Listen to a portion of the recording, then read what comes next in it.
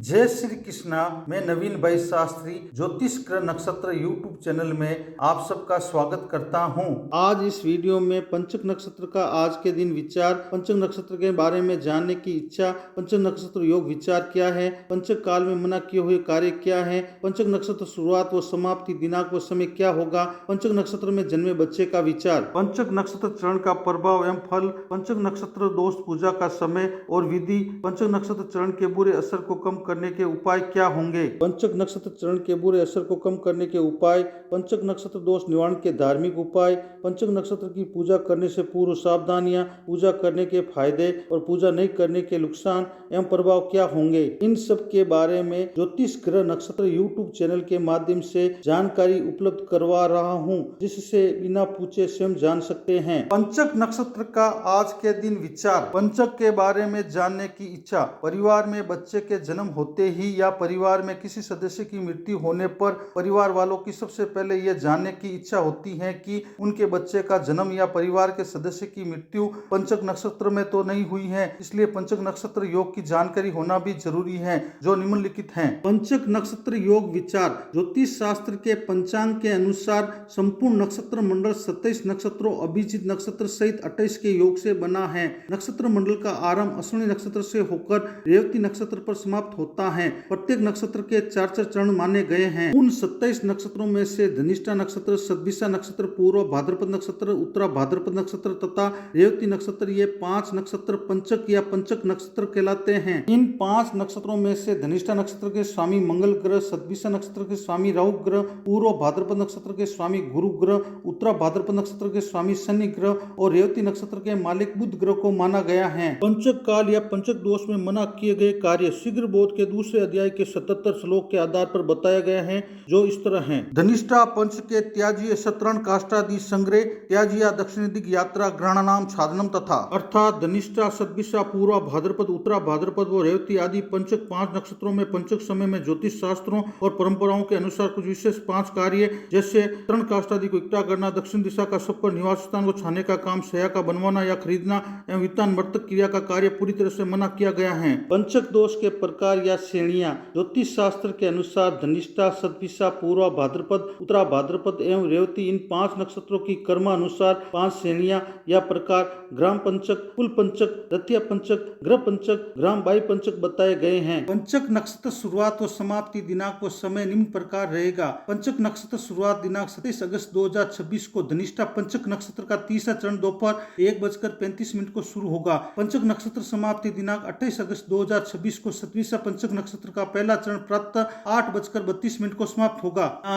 27 अगस्त 2026 के दिन पंचक नक्षत्र में जन्मे बच्चे का भविष्य विचार। जन्म समय दोपहर 1:35 से रात्रि 7:56 तक है। उनका जन्मवार गुरुवार। उनका जन्म नक्षत्र धनिष्ठा, जन्म चरण तीसरा, जन्माक्षर गु या गु, जन्म राशि कुंभ राशि होगी, जन्म राशि स्वामी शनि ग्रह होगा, जन्म चरण स्वामी शुक्र ग्रह होगा, जन्म नक्षत्र स्वामी मंगल ग्रह होगा, जन्म नक्षत्र अधिदेवता वसुदेव होंगे, जन्म पाया ताम्र होगा, जन्म नक्षत्र आकार ढोलक के समान होगा। धनिष्ठा नक्षत्र के तीसरे चरण का प्रभाव और फल। पंचक धनिष्ठा नक्षत्र के तीसरे चरण में जन्मे जातक या जातिका का शरीर गहरे नीले या काले रंग का, दुबले पतले अवयव के, सोच समझ कर सरल रचना करने वाले, सभी को पसंद आने वाले, उत्तम भावना वाले, सरल भाव से परिपूर्ण, भोग विलास में रहने वाले, प्रेम का दिखावा करने वाले, भावुक व कल्पनाशील, अच्छी तरह से अपने काम को करने वाले, सोचने समझने व निश्चय करने की मानसिक योग्यता वाले,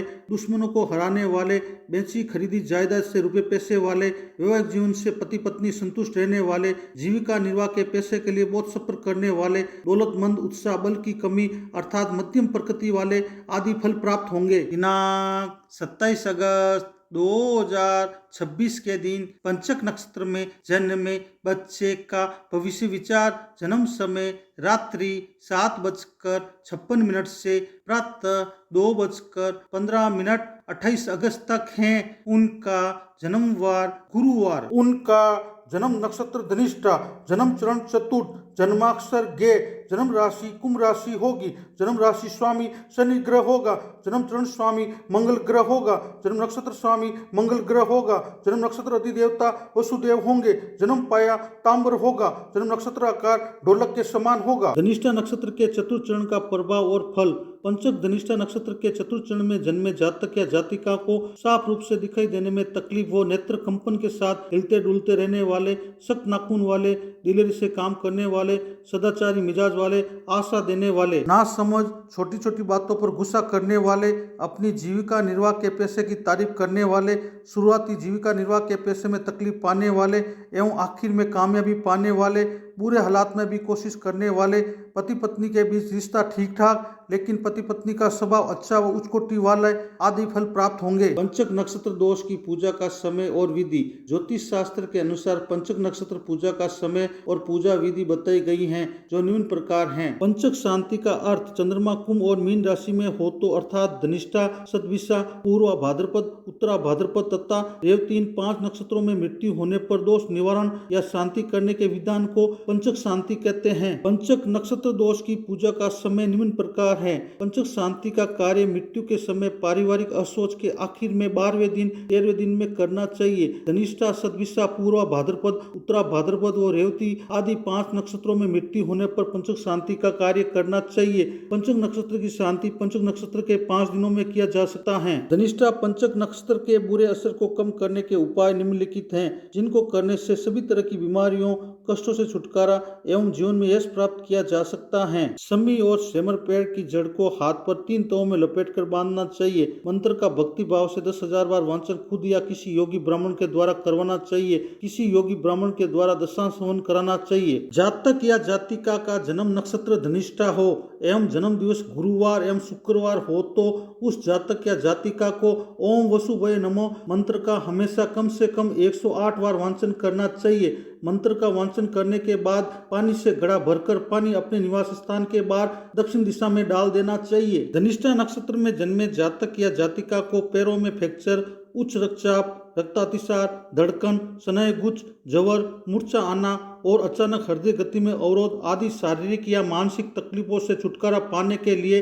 विष्णु भगवान की आराधना करनी चाहिए। धनिष्ठा नक्षत्र के अधिदेवता वसुदेव को खुश करने के लिए उनके मंत्रों का वांचन करना चाहिए। दिनांक 27 अगस्त 2026 के दिन पंचक नक्षत्र में जन्मे बच्चे का भविष्य विचार। जन्म समय प्रातः 2:15 से प्रातः 8:32 28 अगस्त तक हैं। उनका जन्मवार गुरुवार, शुक्रवार। उनका जन्म नक्षत्र सतविसा, जन्म चरण पहला, जन्माक्षर गो, जन्म राशि कुंभ राशि होगी, जन्म राशि स्वामी शनि ग्रह होगा, जन्म चरण स्वामी गुरु ग्रह होगा, जन्म नक्षत्र स्वामी रवि ग्रह होगा, जन्म नक्षत्र अधिदेवता वरुण देव होंगे, जन्म पाया ताम्र होगा, जन्म नक्षत्र आकार गोलाकार होगा। सतविसा नक्षत्र के पहले चरण का प्रभाव और फल। पंचक सतविसा नक्षत्र के पहले चरण में जन्मे जातक या जातिका सभी के मन को भाने वाले, शरीर ठीक ठाक, मिश्रित रंगों की चमक वाला, शास्त्रों का जानकार, परमात्मा या आत्मा से संबंध रखने वाले, पीढ़ी दर मानी जाने वाली रीति में यकीन करने वाले, सार्थक संचरण शक्ति से युक्त, देव मंदिर को नियमित जाने वाले, धर्म के नीति नियमों के विषय में बताने वाले, ग्रंथ के जानकार, समझ से पूर्ण, खूबसूरत, दूसरों की मदद करने वाले, किसी भी बात को अच्छी तरह से स्पष्ट करने वाले और जानने के इच्छुक आदि फल प्राप्त होंगे। पंचक नक्षत्र दोष निवारण की पूजा विधि और धार्मिक उपाय। निर्णय सिंधु, धर्म सिंधु एवं गरुड़ पुराण के अनुसार यदि पंचक काल में किसी कारणवश किसी भी मनुष्य के शरीर से प्राण निकलने की क्रिया और कोई दूसरे महत्वपूर्ण कार्य करना जरूरी हो तो पंचक दोष निवारण हेतु शास्त्रों में निम्नलिखित कुछ धार्मिक उपायों, पूजन और दान के माध्यम से दोषों को शांत किया जा सकता है। शव पंचक काल या मृत्यु पंचक में शवदाह विधि। गरुड़ पुराण के मतानुसार पंचक काल में मरण होने पर मृत शरीर को जलाना जरूरी होने पर जानकार पंडित के दिशा निर्देश के अनुसार मृत शरीर को जलाते समय साथ में आटे या बेसन या मिट्टी या सूखी घास की 5 प्रतिमा या पुतलियां बना बनाकर सूत्र व्यवस्थित कर जौ के आटे की पिट्टी से उसका लेपन करना चाहिए। फिर संकल्प लेकर गंध, अक्षत, पुष्प, धूप तथा दीप आदि वस्तुएं प्रदान कर उनका पूजन करना चाहिए। पूजन के बाद 5 पुतले अर्थी पर रखकर स्वाहा बोलकर घी की आहुति देना चाहिए। फिर मर्त शरीर के साथ इन 500 प्रतिमाओं का भी पूर्ण विधि विधान से अंतिम संस्कार या दाह संस्कार करने के साथ दान देने के बारे में शास्त्रों में बताया गया है। पंचक काल में गाय को हरा चारा, गुड़ एवं रोटी, पक्षियों के लिए अनाज दाना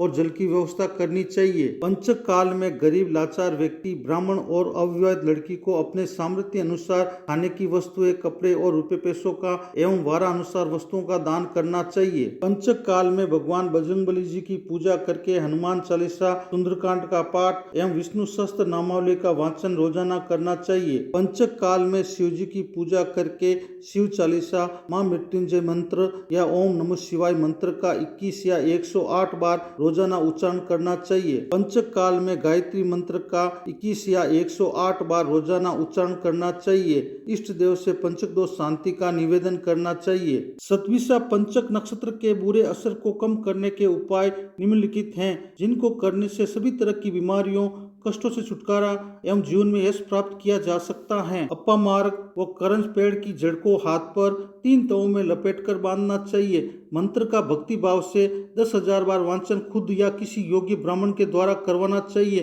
किसी योग्य ब्राह्मण के द्वारा दशांश हवन कराना चाहिए। संतान से संबंधित किसी तरह की कमी हो तो उस कमी को दूर करने के लिए संतान गोपाल यंत्र को विधिवत मंत्र का वाचन करते हुए निवास स्थान के पूजा घर में स्थापित करना चाहिए। जातक या जातिका का जन्म नक्षत्र सतविसा हो एवं जन्म गुरुवार या शुक्रवार को हुआ हो तो उस जातक जातिका को ओम वर्णाय नमः मंत्र का हमेशा कम से कम 108 बार वाचन करना चाहिए। सतविसा नक्षत्र में जन्मे जातक या जातिका को टांग में फ्रैक्चर, लंगड़ाना, टांग काटा जाना, गठिया, हृदय रोग, गर्भ चर्म, कोढ़, उच्च रक्तचाप, शनिपात जवर, वात प्रकोप, जवर आदि शारीरिक या मानसिक बीमारियों व दूसरी परेशानियों से छुटकारा पाने के लिए सूर्य देव की आराधना करनी चाहिए। सतविसा नक्षत्र के अधिदेवता वरुण देव को खुश करने के लिए उनके मंत्रों का वाचन करना चाहिए। पंचक नक्षत्र की पूजा से पूर्व सावधानियां और पूजा करने के फायदे और पूजा नहीं करने के नुकसान। पंचक नक्षत्र की पूजा से पूर्व विशेष बातें और सावधानियां। निर्णय सिंधु और धर्म सिंधु के अनुसार पंचक समय के बारे में पंचक शांति व पुतलदाह विधान की विशेष बातें व सावधानियां बताई गई हैं, जो निम्नलिखित हैं। यदि पंचक समय से पहले शरीर से प्राण निकल गया हो और पंचक समय में शव जलाना हो तो पुतलदाह का विधान करना चाहिए और शांति करने की आवश्यकता नहीं होती है। यदि पंचक समय में शरीर से प्राण निकल गया हो और पंचक समय के बाद शव जलाना हो तो पुतलदाह का विधान नहीं करना चाहिए और पंचक शांति क्रम करना चाहिए। यदि पंचक समय में शरीर से प्राण निकल गया हो एवं पंचक समय में जलाने का कार्य करना हो तो पुतलदाह और शांति दोनों क्रम करने चाहिए, क्योंकि इसका असर पारिवारिक लोगों पर पड़ता है। पंचक शांति का कार्य मृत्यु के समय, पारिवारिक असोच के आखिर में, 12वें दिन, 13वें दिन, धनिष्ठा, सतविसा, पूर्वा भाद्रपद, उत्तरा भाद्रपद व रेवती आदि 5 नक्षत्रों में करनी चाहिए। दूसरा यह है कि गरुड़ पुराण के अनुसार अगर पंचक नक्षत्र समय में किसी व्यक्ति के शरीर से प्राण निकल जाने पर पंचक समय में कुछ सावधानी रखनी चाहिए। सबसे पहले तो शव को जलाने की क्रिया संबंधित नक्षत्र के मंत्र पढ़कर हवन में सामग्री को अर्पण करके नक्षत्र के निश्चित समय के बीच में किया जा सकता है। आचार व्यवहार एवं शास्त्र अनुसार रीति के अनुसार दिए गए मंत्र पढ़कर हवन में सामग्री को अर्पण करने से शुभ कर्मों का सुफल प्राप्त होता है। साथ ही अगर संभव हो शव को जलाने की क्रिया को धार्मिक पुण्य फल पाने के जगह में किया जाए तो जन्म मरण के बंधन से छुटकारा मिल जाता है। विशेष रीति पालन करना। यदि कार्य करना जरूरी हो तो कार्य से पहले शांति पाठ उच्चारण करना चाहिए। शुभ कार्य को टालना। यदि संभव हो तो पंचक में शुभ कार्य को टालकर कोई अंतःकरण की चेतना या ज्योतिष गणना से निकाले हुए समय का चयन करना चाहिए। विशेष सावधानी रखना। पंचक समय में बड़ी निर्माण सामग्री, इच्छा पूर्ति के लिए, भलाई के लिए, मांगलिक कार्य, सब पर खरीदने बेचने का काम आदि टालना चाहिए। पंचक नक्षत्र पूजा करने के फायदे निम्नलिखित हैं। ज्योतिष शास्त्र के अनुसार पंचक नक्षत्रों में जन्मे जातक या जातिका के पंचक नक्षत्रों की शांति करवाने से सभी तरह के अशुभ फल जैसे आग लगने का खतरा, चोर के द्वारा चोरी करने की आशंका, किसी लाइलाज बीमारी होने की शंका, सरकार से बिना गुनाह के सजा का खौफ, अपनी आवक से बहुत ज्यादा रुपए पैसों की बर्बादी या निवेश में नुकसान और 5 जन्म या मरण आदि की शंका से छुटकारा मिल सकता है। पंचक नक्षत्र पूजा नहीं करने के नुकसान व प्रभाव मुहूर्त चिंतामणि के अनुसार निम्नलिखित हैं। अग्नि, चोर, भयम, रोगो, राजपीड़ा, धन सती, संग्रहण काष्ट नाम करते वस्वादि पंचके, अर्थात पंचक में तिनकों और काष्टों के संग्रह करने से आग लगने का खतरा, चोर के द्वारा चोरी करने की आशंका, किसी लाइलाज बीमारी होने की शंका, सरकार से बिना गुनाह के सजा का खौफ और अपनी आवक से बहुत ज्यादा रुपए पैसों की बर्बादी या निवेश में नुकसान आदि की शंका बनी रहना होता है। वीडियो को देखने के लिए धन्यवाद। चैनल को सब्सक्राइब, लाइक, शेयर और कमेंट करें। इसी तरह आप सबको ज्योतिष संबंधी नई नई जानकारी मिलती रहेगी। धन्यवाद।